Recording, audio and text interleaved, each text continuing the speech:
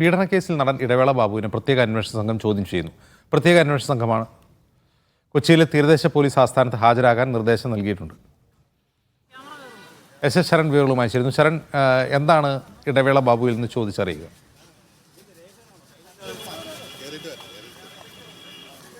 നേരത്തെ ഈ ആലുവ സ്വദേശിയായ നടിയാണ് ഇടവേള ബാബുവിനത് ആരോപണവുമായി രംഗത്തെത്തിയിരുന്നത്. അതിൽ പ്രധാനമായും പറഞ്ഞിരുന്നത് നേരത്തെ ഈ താരസംഘടനയായ അമ്മയിൽ അംഗത്വം വാഗ്ദാനം ചെയ്തുകൊണ്ട് കല്ലൂരിലെ ഫ്ളാറ്റിലേക്ക് വിളിച്ചു വരുത്തി പീഡിപ്പിച്ചെന്നുള്ളതായിരുന്നു. ഈ പരാതി തുടക്കത്തിൽ SITക്ക് നൽകുകയും SIT നടിയുടെ മൊഴി രേഖപ്പെടുത്തിയ ശേഷം ഇത് നോർത്ത് പോലീസിന് കൈമാറിക്കൊണ്ട് നോർത്ത് പോലീസ് സ്റ്റേഷനിലാണ് കേസ് രജിസ്റ്റർ ചെയ്യുകയും ചെയ്തിരുന്നത്. 376 അതായത് ബലാത്സംഗ കുറ്റമാണ് അദ്ദേഹത്തിനെതിരെ ചുമത്തുകയും ചെയ്തിരുന്നത്. ഇതിൽ അദ്ദേഹത്തിന് മുൻകൂർ ജാമ്യം ലഭിക്കുകയും ചെയ്തിരുന്നത്. അതായത് ഇത് വ്യാജ പരാതിയാണെന്ന് ചൂണ്ടിക്കാട്ടിക്കൊണ്ട് അദ്ദേഹം എറണാകുളം പ്രിൻസിപ്പൽ സെഷൻസ് കോടതിയെ സമീപിക്കുകയും അവിടുന്ന് മുൻകൂർ ജാമ്യം ലഭിക്കുകയും ചെയ്തിരുന്നതാണ്. ഇതിന് പിന്നാലെ കൂടിയാണ് അദ്ദേഹത്തിന് നോട്ടീസ് നൽകുകയും ഇപ്പോൾ വിളിച്ചു വരുത്തി ചോദ്യം ചെയ്യുന്നത്.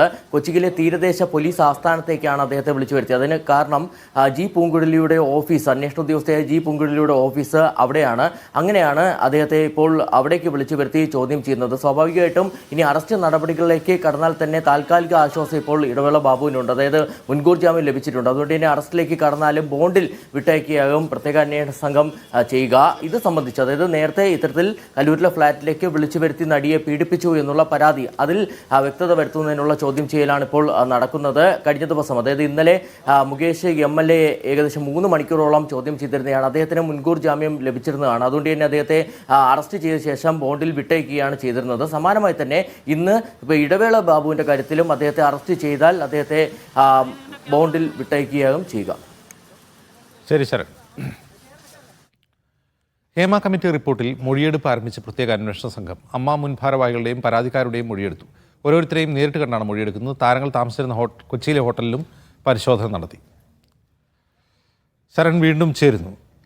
ശരൺ, ഇതിൽ പരണ്ട് മൊഴിയെടുക്കുക എന്നതിനപ്പുറം കേസെടുക്കുന്നതിലേക്ക് നീങ്ങുമോ? പ്രത്യേക അന്വേഷണ സംഘം കടക്കും എന്നുള്ളതാണ് നമ്മൾ മനസ്സിലാക്കുന്നത്. അതിലൊരു ക്ലാരിറ്റി വരേണ്ടതുണ്ട്. പ്രത്യേക അന്വേഷണ സംഘം തുടർ നടപടികളിലേക്ക് കൂടി കടന്നിരിക്കുന്നു എന്നുള്ളതാണ്. അതായത് ഹേമ കമ്മിറ്റി റിപ്പോർട്ടിന്റെ അടിസ്ഥാനത്തിൽ മൊഴിയെടുപ്പ് ആരംഭിച്ചിരിക്കുന്നു എന്നുള്ളതാണ് ഏറ്റവും പ്രധാനം. നമുക്കറിയാം, നേരത്തെ വലിയ രീതിയിലുള്ള വിമർശനം ഹൈക്കോടതിയുടെ ഭാഗത്തു നിന്ന് സർക്കാരിനും പ്രത്യേക അന്വേഷണ സംഘത്തിനും നേരിടേണ്ടി വന്നതാണ്. ഇത്രയേറെ ഹേമ കമ്മിറ്റി റിപ്പോർട്ട് പുറത്തു വന്ന് ഇത്രയേറെ വൈകിട്ട് പോലും ഹേമ കമ്മിറ്റി റിപ്പോർട്ട് പുറത്തുവിടാത്തതിലും ഒപ്പം തന്നെ പുറത്തു വന്നതിന് ശേഷവും അതിൻ്റെ ഒരു തുടർ നടപടികളിലേക്ക് കടക്കാത്തതിൽ വലിയ വിമർശനം ഉന്നയിക്കുന്നു. ഒപ്പം തന്നെയാണ് ഈ റിപ്പോർട്ടിന്റെ പൂർണ്ണ രൂപം പ്രത്യേക അന്വേഷണ സംഘത്തിന് വേഗത്തിൽ കൈമാറണം. അങ്ങനെ കൈമാറിക്കൊണ്ട് തന്നെ തുടർ നടപടികൾ സ്വീകരിക്കണമെന്നുള്ള ഡയറക്ഷനാണ് കഴിഞ്ഞ ദിവസം ഹൈക്കോടതി നൽകുകയും ചെയ്തിരുന്നത്. ഇത് സംബന്ധിച്ചുള്ള അന്വേഷണ പുരോഗതി അറിയിക്കണമെന്നുള്ളൊരു നിർദ്ദേശം കോടതിയുടെ ഭാഗത്തു നിന്നുണ്ടായിരുന്നു.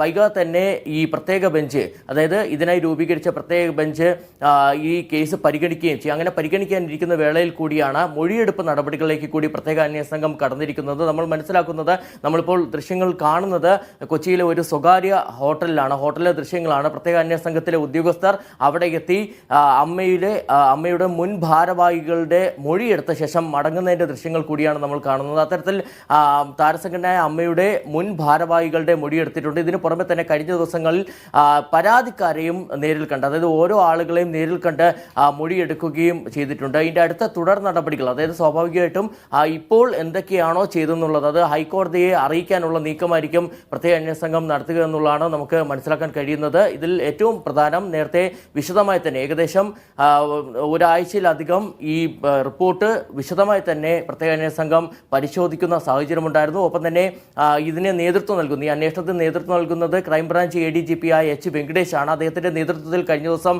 യോഗം ചേർന്നുകൊണ്ട് തന്നെ വേഗത്തിൽ തുടർ നടപടികളിലേക്ക് കടക്കാൻ തീരുമാനമാവുകയും ചെയ്തിരുന്നതാണ്. അതിന്റെ അടിസ്ഥാനത്തിൽ കൂടിയാണ് ഇപ്പോൾ മൊഴിയെടുപ്പും ആരംഭിച്ചിരിക്കുന്നത്. ശരി ശരി.